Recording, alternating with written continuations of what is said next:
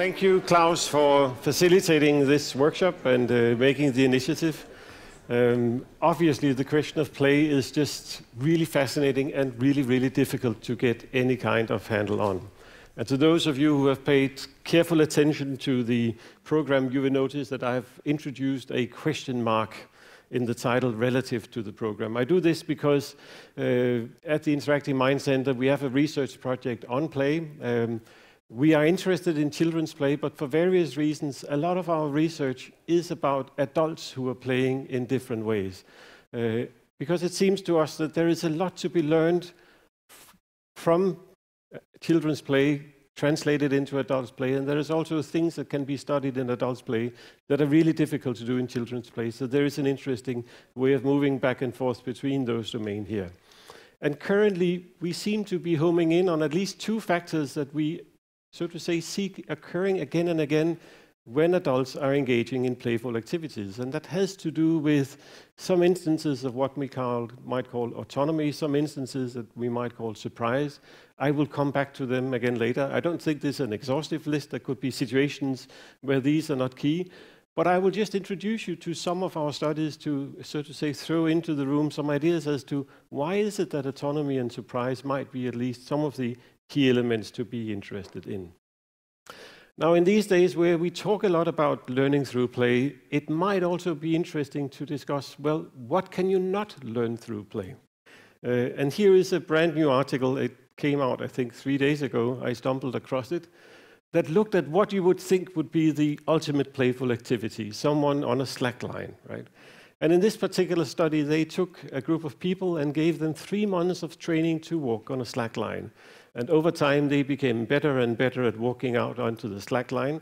It was a very carefully designed study. They had rules for how much the slack line could bend and how they would train it, and the length of the slack line, etc. And then they asked that simple question. We have these adults who have been playing on a slack line for a long time. Do these skills in slacklining translate into other areas as well? And now we are not talking about emotional regulation or inhibition of actions. Something as simple as, do they become better at balancing? And very interestingly, over on the left there, you can see the group with the squares. This is a control group who did not have any training, and the groups in circles had training. And you can see that when they are tested on the slack line after 3 months, those who trained the slack lines got a lot better on the slack line. And then they also brought them into the laboratory and made the task slightly more difficult. The slack line was more slack. And even though it was a somewhat different slack line, you can see in the next situation, they still became better when they had trained on the slack line, played with the slack line. And then they asked them to do a number of other balance exercises. So one of them was simply try to stand on one leg, and then they measure how stable are people when they stand on one leg, with eyes closed. This is the lower right. Eyes open, this is the next one. And there you can see there is absolutely no difference between those people who trained on a slack line and those who didn't train on a slack line. And they did other tests as well to look into balance. So in a sense, what this suggests is that if you play with a slack line, you become really good at playing with a slack line. But you may not be very good at other forms of balance again. And that just seems to be kind of a very interesting reminder for those of us who think that play is a really good thing and that we should do it a lot, that these skills here may not generalize, but rather that, as Paul was also showing, that really particular ways of engaging in playful activities are doing particular things. And that might be something to bring in mind. Now, when that is said, then part of what we are interested in is then trying to say, well, not so much the play activity itself, but is there something like being in a playfulness stance that might be doing something? And I will share with you a piece of what to me has been a very interesting case of a playful experience. This is my son. He is now 3 years older. And this is the small film I'll show you is a bit of a cheat, because he did what I think is an instance of a playful learning, and I didn't have my camera with me, and I went to him immediately and said, could you try to do this again? so it's reenacting it, and it is not quite reenacting it, and it's really unscientific, but I'll share the film with you. So at this point here, Einar, he plays the drums, and a drum kit makes a lot of noise, so we have an electronic drum kit. Du prøver ikke kigge på mig, bare kigge på, hvad du laver. And at some point... Can I turn down the sound here somewhat? This is really, really loud. Is there a way to turn back? Yeah, thank you. So, let's hope the film. What he discovers is that he can actually, instead of playing on the pad, he can just play on the chord itself. You know, he can touch the jack thing, and he does that for a while. Now, this is kind of funny. It makes interesting noises. It takes a while. It's funny, those things. And then he realized, well, you know, if it's not the pad that makes the noise, but it's the jack that makes the noise, well, maybe I could do something else. Because if the pad makes the noise, I could maybe begin to reconfigure the set.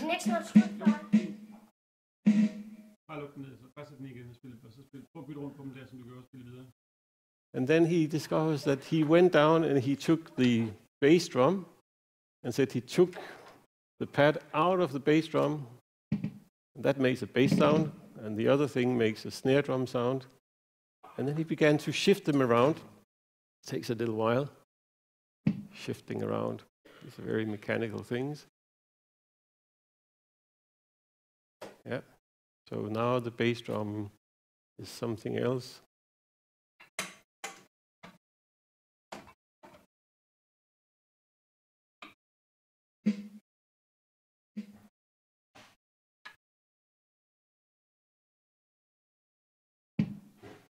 Oh, that's a bass drum.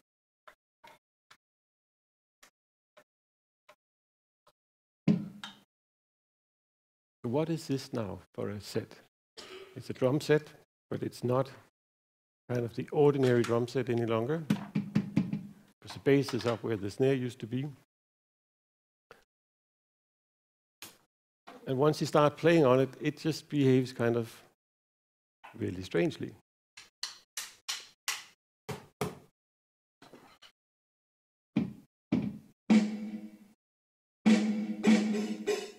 So none of the ordinary rhythms, they work. There is kind of a standard bass rhythm that's supposed to work. That does really no good. You can't really play like this, can you?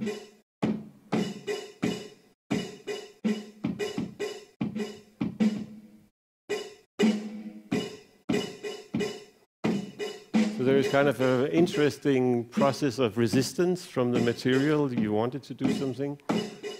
Doesn't seem to do.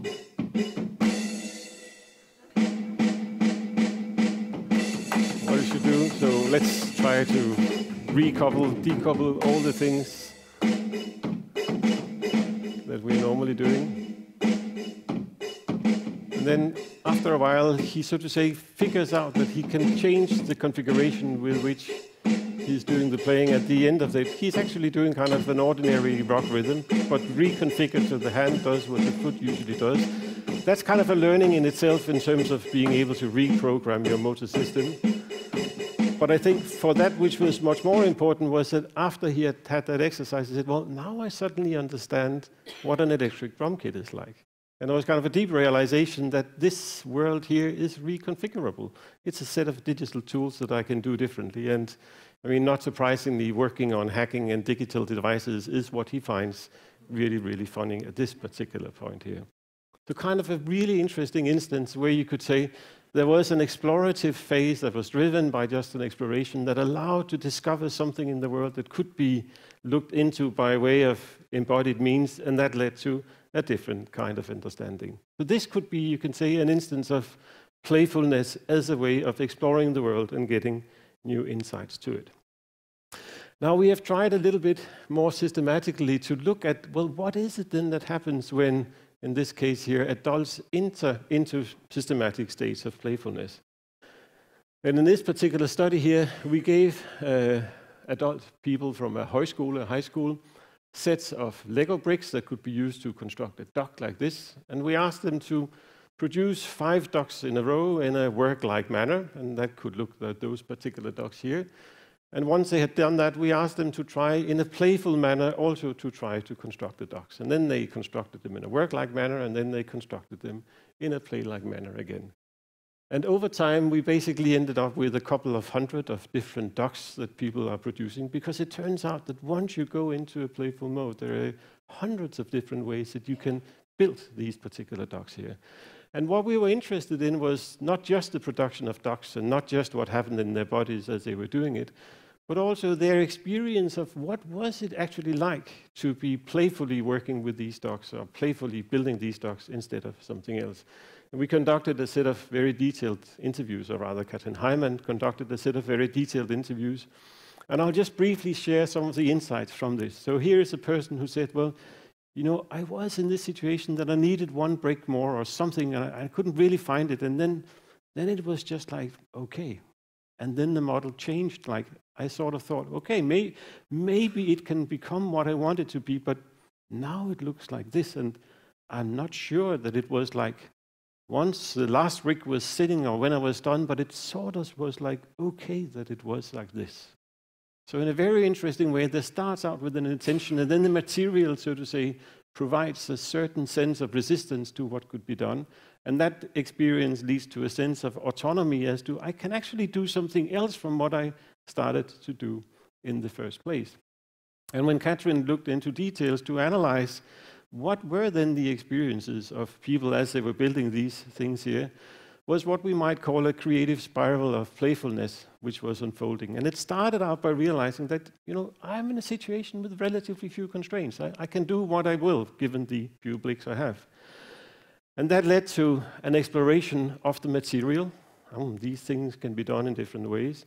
And what people describe again and again is that kind of an intrinsic motivation. This is fun and interesting. And in that process, they become surprised by the outcome that they make. They suddenly see something that they hadn't anticipated that they could do in the first place.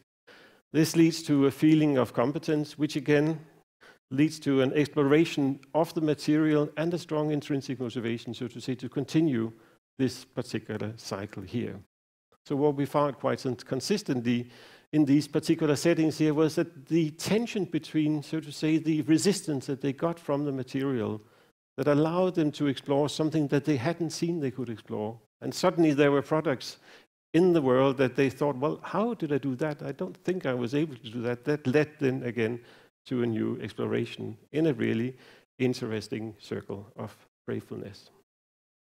And critical to this element was, just as in the case of Einar playing the drums, an instance of surprise, that suddenly there is a configuration out there that I did not plan, but that it is there, and now I have to react on it because it offers me a resistance as to what it is I was thinking about.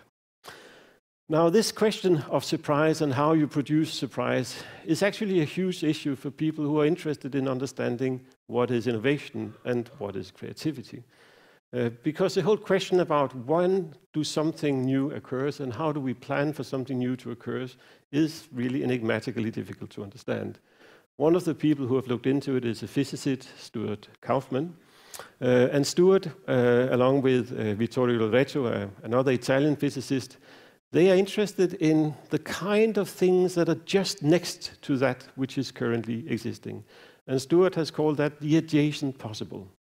And he says it is as if the adjacent possible, it's all those things that can be ideas, words, songs, molecules, genomes, technologies, and so on, that are just one step away from what actually exists right now. It connects the actual realization of particular phenomenon and the space of unexplored possibilities. Now, the problem about this space of adjacent possibilities is we know it exists. We know that there is something which is just one step away from what we have right now, but we can't really map it out. Well, what we might be seeing both in these processes of building with Lego in a playful way or in Einar playing around with his tools here, that part of what seems to be involved in being in that state of playfulness or in the states of pretend play that Paul was talking about previously, is that it is kind of getting a gist or exploring that space of adjacent possibles. And by doing that, they become actual possibles, and that opens up for a new space of possibilities. So in an interesting way, this question about autonomy and surprise and resistance might be part of what generates the creative possibilities in it. We are at the Interacting Mind Center, and obviously we are interested not just in people building things in isolation, but also in people actually doing something together. It's much more difficult to study these processes of collective playing for all sorts of technical and methodological and all sorts of other reasons. And conceptually, it's also difficult. So currently, a lot of my friends who are interested in playing together, they are very interested in musical improvisation or contact improvisation. Again, very complex forms of interacting with each other, but that are bound by no rules here. But as we heard previously from Paul, when children do these kind of free improvisations, it might not be so complicated. So here is another instance of Einar playing with a friend of the house, a completely free improvisation. Nothing is planned, and it sounds like this. And to them, to Einar, this is a really case of free improvisation. There are no rules, and the only thing that they seem to be concerned about is figuring out when do you actually stop. This is a classical problem in any contact improvisation or any improvisation, is agreeing upon how and when do you stop. And they could figure this out here. So as we heard from Paul's talk, well, actually doing these kind of free improvisations are not easy, and children are not necessarily very good at them. But the whole issue of being in a situation where you, so to say, try to create a possibility where the other person's way of reacting becomes a resistance to which you are reacting, and that you jointly create something in the world that opens up this space of possibilities, seems to be at the core of understanding what collective playing is about. And in the next set of slides, I will very briefly introduce you to an early piloting experiment in those kind of exercises with about people. It's a project called Experiment, Experience, Reflect that we are developing together with a group of artists, among them Olafur Eliasson. And in that particular situation, we were interested in, so to say, getting adults, people to explore a shared space together, following very, very simple rules here. And if you just look at this particular picture, I mean, some of that looks quite mundane. Two people are looking at a telescope over on the left. Two people are standing over on the right looking out of the window. And two people are lying on the floor looking up at a table. Now, what goes on here? So this is a very interesting, you could call it, play-like situation, where every participant in the play was invited to walk around the space and identify three different positions in the space that for some reason seemed particularly attractive, interesting, nice to be in, curating, whatever that could be, and then find a partner and then invite that partner to enter into the same space, enter into the same bodily position, and just look at that particular world from that particular perspective. So here are other instances of it. What is it like to hug a column in here, and what is it like to be invited into hugging a column that someone else finds to be an interesting thing here? In a sense, you can say this very simple play is an experience in experiencing or exploration in experiencing your partner's perspective. What is it like to try to see the world the way that another person could be seeing it, and not just seeing it, but placing yourself in that particular situation and in that particular configuration. And the very, very interesting part of that particular play-like phenomenon was one of, in a sense, not only were you invited into experiencing the other person's perspective, the person that you are teamed up with, so to say, offers something that's almost intimate or private, to say, here is a privileged position for me. And there is a possibility to discover on my own that, okay, I could also be in this space in this particular way here. But equally interesting is the reflective element in it, that the moment that you share your places in a space with another person, you actually also discover something about yourself. So you discover that the particular way that I take up this space here is only one among many other ways that this particular space could be explored in. So this is, you can say, a sense in which the other person becomes these interesting points of autonomy, because they do something very different from what I might be doing. They produce surprise. It generates a sense of resistance. And in that also an interesting space of reflecting on not just who I am, but also how is it that we can be in this particular space together.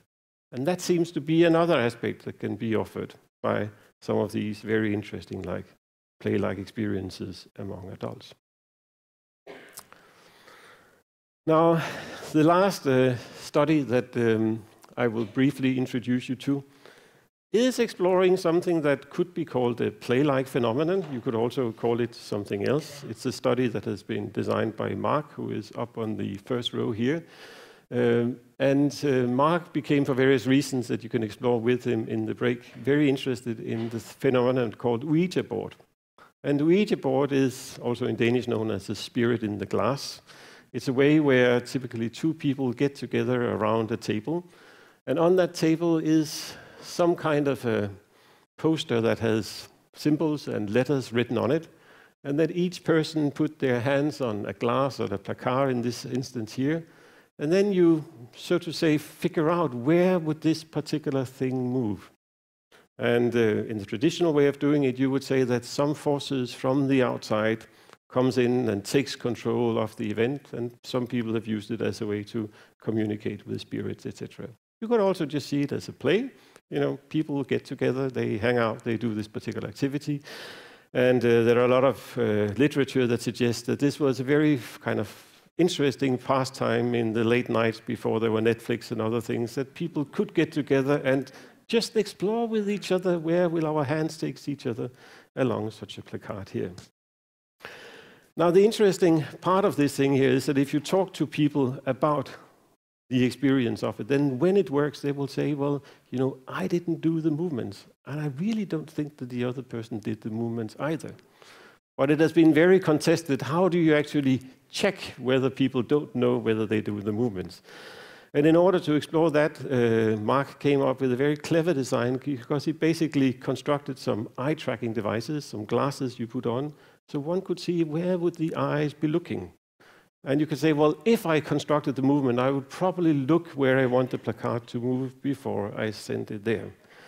And in the first instance, here, we can see what it looks like. And now I will ask you guys, before we start, to deliberately move the planchette. When you deliberately move the placard. And the thing here indicates the eye gaze of a person that says, please move the planchette to no.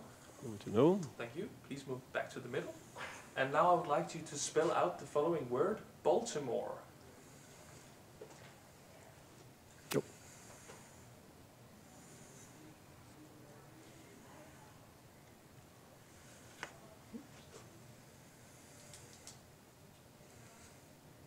Okay, thank you.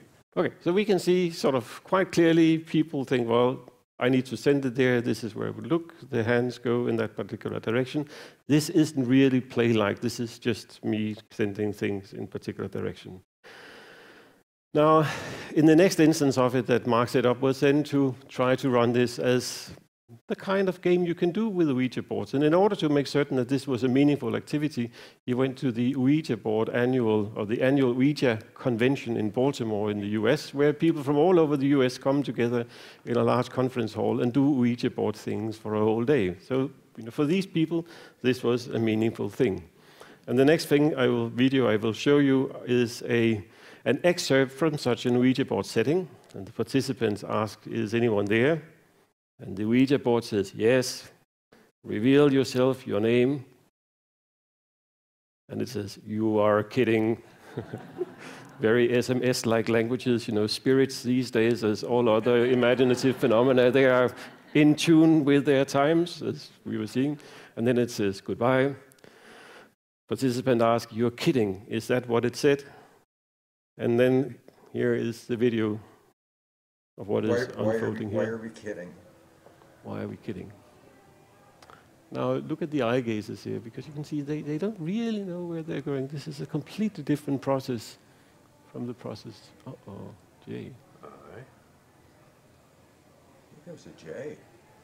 Or was it a J?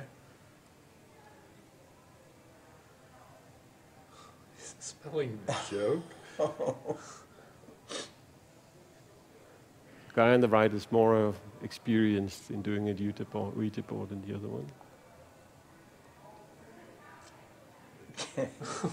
You're pushing it. It is not me. I am hovering ever so lightly. All right. So the Ouija board answers, Spirit, do you think this is funny? it's a joke. It is. So here is kind of a very interesting play-like phenomenon, you can say. None of the participants say that they did it, and if we look at their eye gazes, we see a very different pattern from the eye gaze we saw previously. In a sense, this thing seems to be going on quite randomly. And when, as Mark did afterwards, try to look at where, how much could you predict from the eye gazes, then we see over on the left there that when we look at the individual letters up on the full line up top, it's a question of how much is the eye gaze predicting where the placard is moving. And we can see for the individual level, when they know what they should spell, like Baltimore, basically the eye gaze is there already before the placard moves in a particular direction. Whereas in that kind of real Ouija board situation, at least at first, the eye has no idea where the placard is going. But then over time, as the word becomes longer and longer, it seems to figure out what is at stake there. But in a sense, you could still say, well, none of the persons know where it is going. It seems to take on a life of its own. But very interestingly, if you combine the information from the two persons, and this is what you see on the right, so to say, ask the question, is there anything in the couple as such, rather than in any individual, that predicts where it will be going? Well, then it turns out that our dotted line starts much, much higher. So in a sense, you can say the group, in a sense, know where it is going next, but each individual doesn't know where it's going. This is a very interesting situation where the outcome of this particular play, we could call it, isn't really given by what any of the individuals are doing, but seems to be predicted by what the group is doing in itself. And one could say that the Ouija board, and we might think of this as a special case of a much more general phenomenon of playing together, of having these kind of processes unfolding together, is almost like an emergent property of interactive predictive minds that increasingly impose structure on initially random events during the sessions here.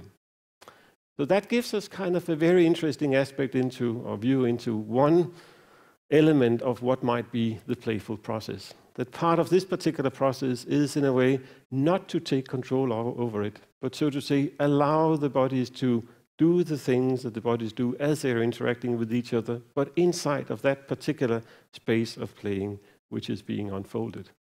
And one could say that this particular understanding of what play might be about is to let the process or the play do its work, and to allow the process to do the type of work to do, in this instance here, create emergent structures of meaning, or in other situations, come up with novel solutions or ways of exploring the worlds that you are embedded within. And with this, I will end here with a thanks to Catherine, who was really the mover and shaker behind the study of what happens as you build Lego bricks together and what does it feel like to be in a playful mode. Mark, who spent forever both constructing and analyzing and designing Ouija board experiments and making sense out of these strange emergent properties that might occur when I didn't do it and you didn't do it. But we agree on a particular process that allows us to create something together that is unpredictable, but at the same time inside of a meaningful regime. And Ella and Andreas are also involved in the project, and if you hang around for some of the sessions later today, you'll be able to hear something from them. Thank you.